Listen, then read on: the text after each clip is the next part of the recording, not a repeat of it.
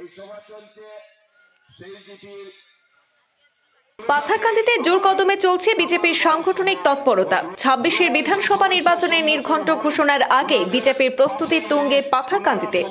আসামের সুরক্ষা বিজেপির প্রতিজ্ঞা, এই মূল আদর্শকে মেনে কাজ করার পরামর্শ দিলেন শ্রীভূমি জেলার সংখ্যালঘু মোর্চার সভাপতি। আমরা যখন যেই এলাকাতে যাচ্ছি, আজ সোমবার পাথারকান্দি বিধানসভার সমষ্টির লক্ষ্মীপুর বিলবাড়ি জিপির অধীনে হাতিরকুল গ্রামে প্রায় ৩ শতাধিক সংখ্যালঘু হিতাধিকারী সম্মেলনে বিজেপির শ্রীভূমি জেলার সংখ্যালঘু মোর্চার সভাপতি আব্দুল মান্নান দলীয় কার্যকর্তাদের ঘরে ঘরে গিয়ে ডবল ইঞ্জিন সরকারের জনকল্যাণমূলক বিভিন্ন কাজের তথ্য জনগণের কাছে পৌঁছে দেওয়ার আহ্বান জানান। তিনি বলেন, রাজ্য ও কেন্দ্রে বিজেপির নেতৃত্বাধীন সরকারের উন্নয়নমূলক কর্মকাণ্ডে উৎসাহিত হয়ে আগামী নির্বাচনে বৃহত্তর সমষ্টি থেকে দলীয় প্রার্থীকে বিপুল ভোটে জয়ী করার জন্য সকল প্রতিশ্রুতিবদ্ধ হন।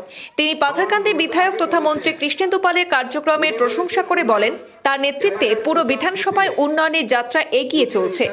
এদিন অন্যান্যদের মধ্যে উপস্থিত ছিলেন পাথারকান্দি বিজেপি মণ্ডল সভাপতি শশীবাবু সিনহা, মণ্ডল সম্পাদিকা সোহানা বেগম, পাথারকান্দি মণ্ডল বিজেপির সংখ্যালঘু মোর্চার সভাপতি মর্তুজা হোসেন, সংখ্যালঘু মোর্চার মণ্ডল প্রভারী নুরুল হক, সহ সভাপতি আবুল হোসেন, মণ্ডল কোষাধ্যক্ষ কুমার নব সিনহা, সম্পাদক দিলীপ পাল সহ অন্যান্য বিভিন্ন স্তরে বিজেপি পদাধিকারীরা।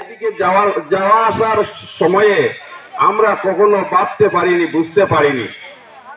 আমরা যখন যেই এলাকাতে যাচ্ছি, একইভাবে আমরা দেখতে পাচ্ছি এই বর্তমান সরকারের পিরিয়ডে উভয় সম্প্রদায়ের প্রত্যেক ধর্মাবলম্বী প্রত্যেক এলাকার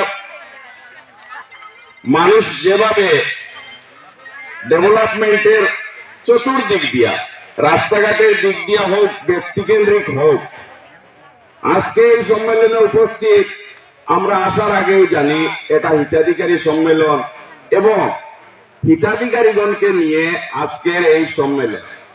তাই আমার নোরদা আগে বলেছেন, উনি বলেছেন উনার এলাকার 2টা বুথে যদিও হিতাধিকারী সম্মেলন হয়নি, তারপরেও আমরা বিশেষ করে পাথারকান্দির প্রত্যেকটি মুসলিম এলাকাতে, প্রত্যেকটি ওয়ার্ডে আমরা দেখতে পাচ্ছি মানুষ যেভাবে উদার মনে নিজেদের স্বেচ্ছায়